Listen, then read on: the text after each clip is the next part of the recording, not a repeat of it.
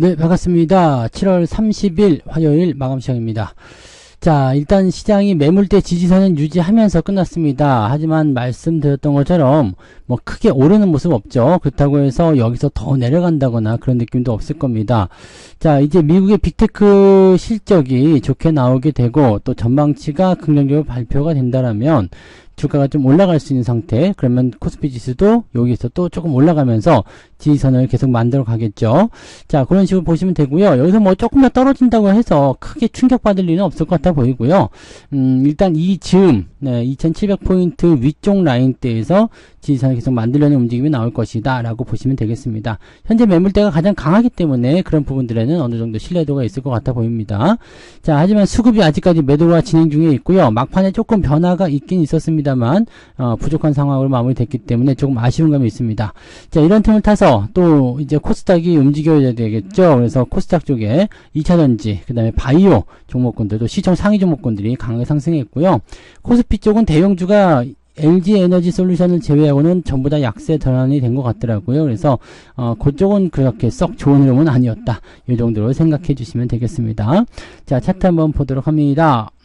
종합주가지수 보시면 2738포인트입니다. 오늘 분봉 상황 보시면 재미가 없었다는 거 아실 수 있어요. 그래도 마지막에 조금 지지가 되는 듯한 느낌이 좀 있었죠. 여기 이제 외국인 수급이 조금 개선이 되거나 또는 기관들이 치고 올라오는 모습이 좀 있었기 때문인데 오전 내내 재미없었고요. 한 1시경 넘어가면서 이제 바닥이 좀 잡힌 것 같은 그런 느낌적인 느낌이 좀 있었다라고 보시면 되겠습니다. 다만 이제 이 정도로 움직임이 됐다라는 것은 추가 하락에 대한 압박감보다도 위쪽으로 다시 반등해 줄 수 있는 가능성이 열려 있다고 보시면 되겠죠.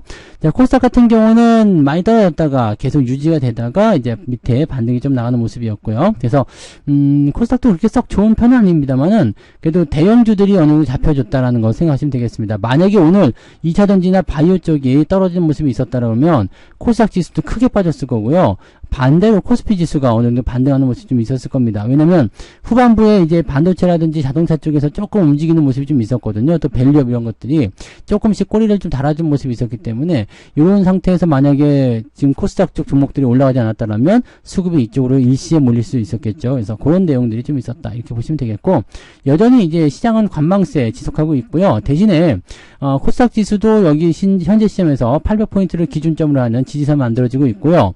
코스피 지수 같은 경우도 2700 위쪽에서 매물대가 지금 단단하게 유지되고 있기 때문에 이 정도 라인대에서 바닥을 잡게 될 확률이 가장 높지 않을까라고 생각해 볼 수 있겠습니다. 자, 수급 동향 보시면 외국인들 4천억 순매도인데 조금 확장되다가 2시 반부터는 더 이상 매도가 나오지 않았죠. 그리고 12시 반부터는 이 금융투자가 매수가 들어오기 시작하면서 외국인들 매도를 많이 상쇄해 줬습니다. 근데 주가가 안 좋았었던 이유는 연기금이 이 틈을 타서 지들도 매도를 치고 내려가기 때문이죠. 꼴에 또 천사네요. 네. 1,004억을 팔았네요. 네. 에이, 천사 같은 소리 하고 있네. 네, 아무튼, 연기금이 팔아먹는 거는 굉장히 재수없는 일인데, 외국인하고 그 흐름을 같이 하기 때문에 충격이 좀 배가 된다는 그런 부담감이 좀 있어요. 그래서 연기금들은 굳이 매도하지 않고 방어만 잘해주거나 아니면은 그냥 끼어들지 않는 게 좋은데, 이쯤에서 또 팔아먹는다. 아, 진짜 마음에 안 들어요. 그죠?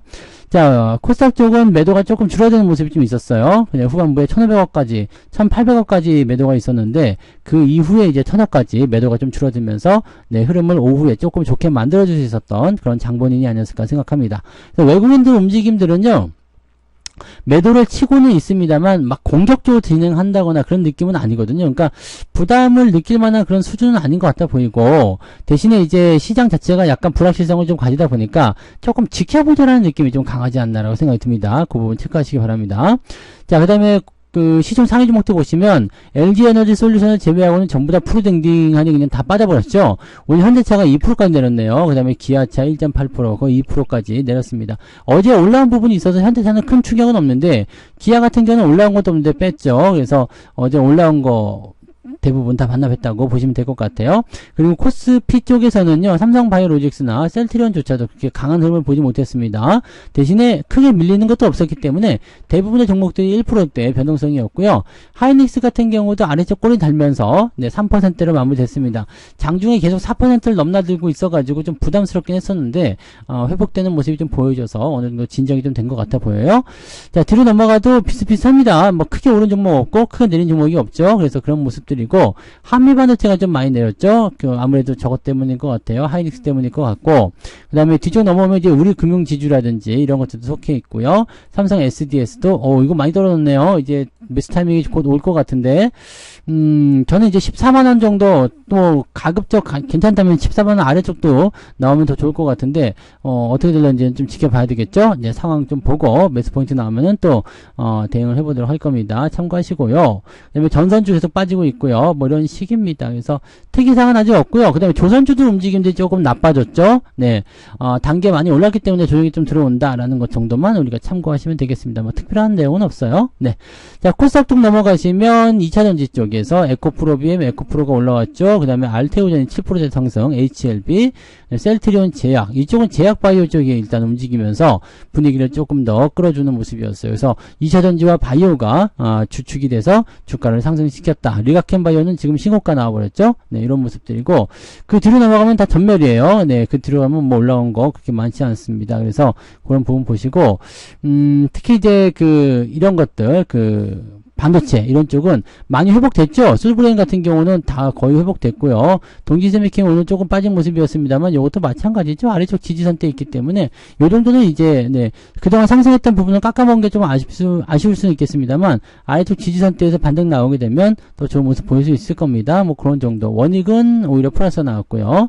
뭐 그런 형태라서 특별히 나쁘다거나 그런 형태의 느낌은 없었고, 네, 대신에 이제 산발적으로 강하게 올라가거나 또는 강하게 떨어지거나 하는 종목군들의 움직임들이 코스닥 쪽은 훨씬 더 많다라고 보시면 되겠습니다. 자, 그러면 등락 현황을 살펴보도록 합니다. 거래소 쪽 먼저 보시면 227개 상승에 667개 하락입니다. 아침하고 특별히 달라진 거 없었고요. 코스닥 같은 경우는 345개 상승에 1176개 하락입니다. 415개군요. 415개 상승에 1176개 하락이니까 여기는 아침보다 하락 종목의 숫자가 비슷하게 아침하고 좀 비슷한 것 같은데요. 그죠? 네. 그래서 아침에도 한 1800개 정도 됐었는데 지금도 1800개 넘어서 한 1850개, 1900개 가까이 이제 시장 변동성이 좀 있었다 보시면 되겠고, 아침하고 크게 다른 건 없어 보입니다. 자, 상승률 한번 볼게요. 상승률 보시면 우원개발이 오늘 보니까 이 개발주들 건설주도 많이 올라갔어요. 그 다음에 요거 갑자기 우원개발, 이화공영, 그 다음에 특수건설 갑자기 많이 올랐죠. 그래서 남광토건도 있고요. 얘네들의 특징은 우크라이나 쪽 아니었던가요? 네, 우크라이나 재건주였던 것 같은데 무엇 때문에 올라갔을까? 네, 다목적 댐을 건설한다. 그래서 이런 쪽으로 갈 수 있다. 그래요. 이렇게 되면은 뭐 우원개발 뭐 당연히 올라갈 수 있을 테고, 이화공영, 왜냐면 얘네가 4대강 관련주잖아요. 그러니까 설치라든지 뭐 이런 쪽 기대감이 좀 있을 수 있겠죠. 특수건설도 거기에 포함이 될 수 있는 거고요. 그래서 그런 쪽으로 해서 움직임이 좀 나왔다. 이 정도면 또 이해가 될 수 있겠네요. 그래서 정책적인 이슈, 단기적인 부분들이니까 너무 민감하게 반응할 필요는 없겠고요. 대신에 이제 뭐 주가가 계속해서 올라간다면 그 흐름을 타고서 그냥 가시면 되겠죠. 네. 제약바이오, 제약바이오 요즘에 관심을 좀 가져야 되는 업종군들 중에 돌아서는 움직임이 좀 있었거든요. 이런 쪽이 좀 진행됐었고요. 상승한 종목들 숫자는 많지는 않습니다. 28개 정도 되어 있고요. 자, 쭉 내려보니까 상승 포인트는 1.39, 아침하고 달라진 게 없습니다. 아침에도 1.3 정도였는데 지금도 1.4를 넘지 못했어요. 그래서 그냥 오늘은 마이너스를 기록하시는 날이다라고 보셔야 될 것 같죠. 자, 하락률 같은 경우는 HS 효성이 20% 하락이고요. 등등등 해서 오늘 9%대까지 떨어진 종목은 14개 종목까지 확장이 되어 있는 상태고, 뭐 화성밸브나 이거는 변동성이 굉장히 크네요. 어제 올라갔다도 내려가는 모습인데 비슷비슷할 것 같은 느낌인데, 동해가스전, 동해유전, 자꾸 가스전이 왔는데 동해유전 이런 거, 글쎄 얘네들은 그게 왜 올라가는 이유가 뭔지 모르겠지만, 이거를 올라간다고 봐야 되기는 좀 어려우실 것 같아요. 아무튼 동해 유전 관련한 종목들은 조심들 하자. 자, 쭉 내려보니까 이건 더 늘어났군요. 3.53으로 늘어났네요. 아침보다는 조금 늘어난 거. 아침에는 3% 정도였죠. 그래서 3.6이었던가요? 비슷했나요? 아무튼 그런 정도라서 지금은 1.3, 그 다음에 3.5. 아침보다 늘어났네요. 마이너스가. 그래서 아침에는 한 1.7 정도 마이너스일 거다 생각했는데 지금은 2% 넘어가잖아요. 그러니까 마이너스 한 2.3, 2.4 정도까지도 나올 수 있는 날이다라고 보셔야 되겠습니다. 뭐 계좌 상황 들여다보니까 뭐 2% 2%까지는 아닌 것 같은데, 네, 2%까지는 안 나왔을 것 같아요. 근데, 정말 많이 나왔다면 한 2% 나왔겠지만, 2%까지는 안 나왔을 것 같고, 뭐, 그런 정도 비슷하게 한 1에서 한 1.5 정도 오늘 하락하지 않았을까 생각해 해봅니다. 그러니까, 어제 올라온 부분들을 일정 부분 깎아먹거나, 그냥 반납하거나, 뭐, 그런 정도의 수준이었을 것 같다. 요 정도만 생각해 주시면 되겠습니다. 뭐, 그런 정도고요. 뭐, 특별한 건 없죠? 네, 특별한 건 없고.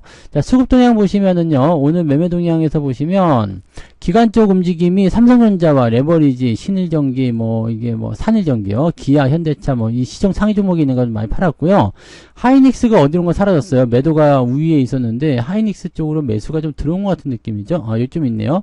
매도가 많이 줄었네요. 그래서, 하이닉스 반등 포인트가 곧 나오는 거 아니냐, 이런 생각이 좀 들 수도 있을 것 같더라고요. 매수는 알테오젠, 에코프레임, 이놈들이 사가지고 주가 올라갔구나. 그죠? 고버스 매수 있고요. 한국항공우주, 신한지주, 이런 쪽으로 매수가 들어가 있습니다. 금융투자 쪽은 하이닉스 순매수가 있었어요. 삼성전자 매도가 있었고요. 그래서 얘들은 이제 하이닉스에 또 베팅하는 모습인 것 같아요. 왜냐하면 엔비디아 관련한 부분들이 만약에 긍정적인 소식을 들고 간다면 내일, 네, 오늘 저녁에 엔비디아가 긍정적인 소식을 접하면서 급등할 가능성이 있겠죠. 직접적인 연관고리가 있으니까요. 엔비디아가 급등하게 되면 가장 수혜보는 게 또 하이닉스다라고 일단은 알아보실 수 있겠죠. 자, 외국이 좀 넘어가시면은요, 하이닉스를 가장 많이 팔았고요. 하나 에어로스페이스를 두 번째로 많이 팔았습니다. 둘이 비슷해요. 자, 그 다음에 삼성전자 우선주고요. 삼성전자도 순매수에서 매도를 조금 바뀐 상태입니다. 그래서 외국인들은 대형주 쪽에 대해서 약간의 차익 실현 또는 매도 이런 부분들을 같이 병행하고 있다는 것을 참고하실 필요 있겠고요.